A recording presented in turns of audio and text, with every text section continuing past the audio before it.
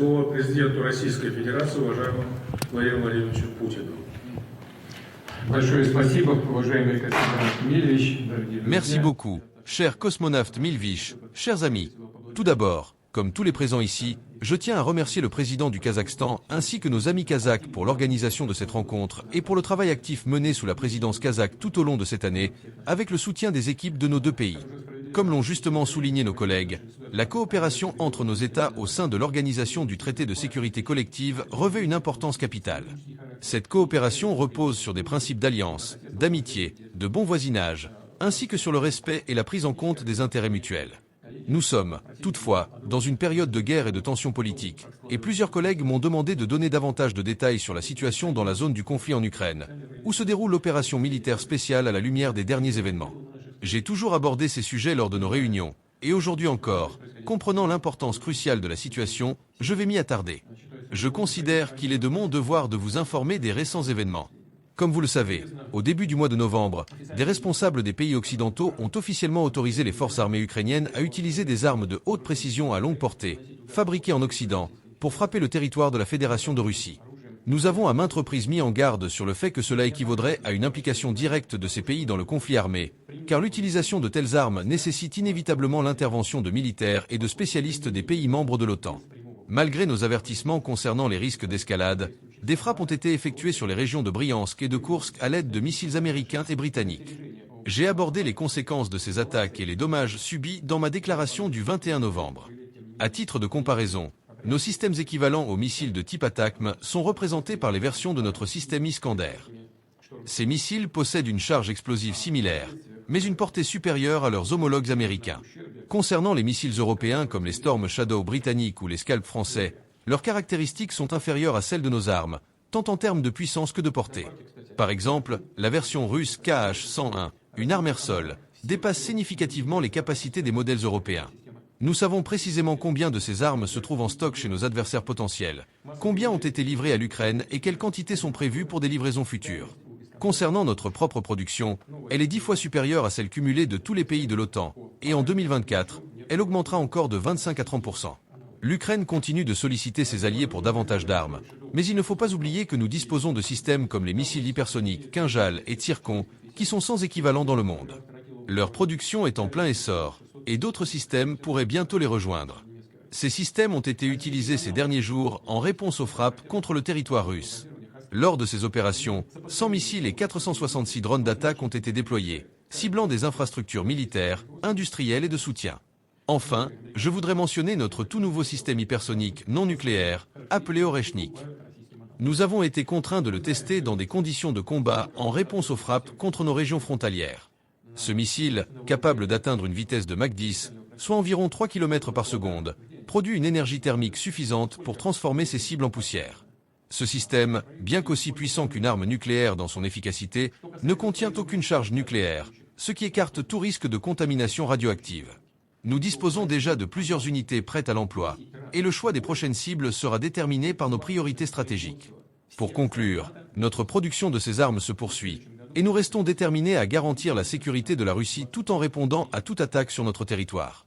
Et les menaces qui pèsent sur la Fédération de Russie. Chers collègues, tout ce que j'ai dit jusqu'à présent, tout ce que je vous ai rapporté, est bien entendu très important. Mais ce qui est le plus essentiel, c'est que, même avec les armes les plus modernes, le destin de tout conflit militaire, de toute campagne militaire, y compris l'opération militaire spéciale, se décide sur le terrain, sur le champ de bataille. Au final, tout dépend du soldat.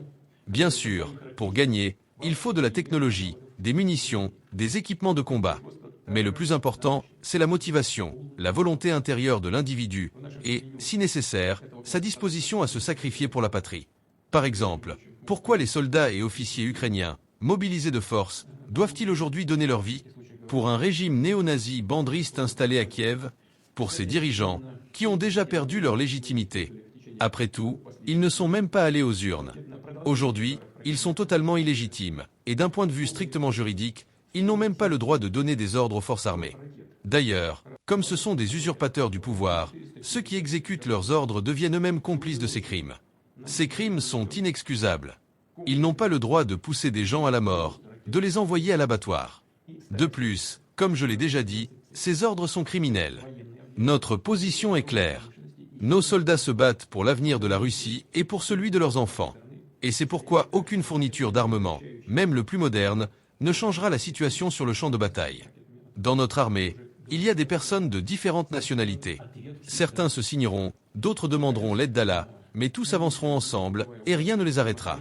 Je tiens à remercier mes collègues pour leur attention. Et dans ce contexte, il est particulièrement important de se souvenir de la victoire du peuple soviétique lors de la Grande Guerre patriotique, de l'anniversaire de cette victoire, du 80e anniversaire. Dans tous nos pays, cet événement sera célébré au plus haut niveau de l'État. J'espère que vous trouverez l'occasion de venir à Moscou pour ces cérémonies du 9 mai. De plus, nous invitons les unités militaires des pays de l'Organisation du Traité de sécurité collective, OTSC, à participer au défilé de la Place Rouge aux côtés des militaires russes. Enfin, je tiens à remercier une nouvelle fois M. Artem Ilitch Tokayev et tous nos amis kazakhs pour leur travail efficace durant la présidence du CSTO, et je souhaite plein succès à nos collègues kazakhs qui prendront en charge la présidence de l'organisation. Bien entendu, tout ce qui est de notre ressort, nous ferons tout pour vous apporter, cher Alexandre Pavlovitch, toute l'aide et le soutien nécessaires. Le 28 novembre 2024 marque le 1009 jours de la guerre en Ukraine, avec de nouvelles frappes russes massives ciblant les infrastructures énergétiques du pays, exacerbant la situation déjà tendue. Ces attaques ont causé de lourdes coupures de courant en Ukraine, plongeant des millions de citoyens dans l'obscurité alors que les températures approchent de 0 degré Celsius. Les autorités ukrainiennes ont été contraintes de mettre en place des mesures d'urgence pour répondre à cette crise. Voici un résumé des événements majeurs de cette journée marquante. Attaque massive contre les infrastructures énergétiques. Ce jeudi, l'Ukraine a fait état d'une attaque massive de la Russie contre ses infrastructures énergétiques, un secteur déjà particulièrement vulnérable en raison des frappes répétées depuis le début de la guerre. Les autorités ukrainiennes ont annoncé qu'elles étaient contraintes de procéder à des coupures de courant d'urgence dans plusieurs villes, dont Kiev, Odessa et Dnipro. L'attaque a visé à déstabiliser encore davantage le pays en affectant sa capacité à fournir de l'électricité, un élément crucial pour maintenir la vie quotidienne pendant l'hiver rigoureux. Frappes aériennes russes et impact sur la population. L'armée de l'air ukrainienne a intercepté un nombre impressionnant de 79 missiles et 35 drones russes lors de cette nouvelle attaque, soulignant la portée et la précision des frappes russes. Cependant, malgré les tentatives de défense, les attaques ont laissé au moins 1 million de personnes sans électricité, notamment dans des régions comme Rivne et Volyn. Ces interruptions de service ont également affecté l'approvisionnement en eau courante, aggravant les conditions de vie pour de nombreux Ukrainiens. Accusation de l'utilisation de bombes à sous-munitions. Le président ukrainien Volodymyr Zelensky a dénoncé l'utilisation par la Russie de bombes à sous-munitions pour frapper les infrastructures énergétiques. Selon lui, ces armes rendent les sites touchés encore plus difficiles à réparer, compliquant davantage les efforts de reconstruction et de rétablissement des services essentiels. Cette tactique a été qualifiée de méprisable par Zelensky, qui a insisté sur la nécessité pour l'Ukraine de recevoir des systèmes de défense aérienne avancés pour contrer de telles menaces. Alerte aérienne généralisée et résilience face à l'agression. Face à ces menaces, l'armée de l'air ukrainienne a émis une alerte aérienne à l'échelle nationale, indiquant que des missiles russes visaient plusieurs régions stratégiques du pays, dont Odessa, Kherson et Mykolaïv. Ces attaques montrent la détermination de la Russie à poursuivre sa guerre contre l'Ukraine, ciblant des infrastructures vitales pour déstabiliser davantage le gouvernement ukrainien et sa population. Les autorités ukrainiennes restent néanmoins résolues à se défendre et à protéger leur territoire contre cette agression continue.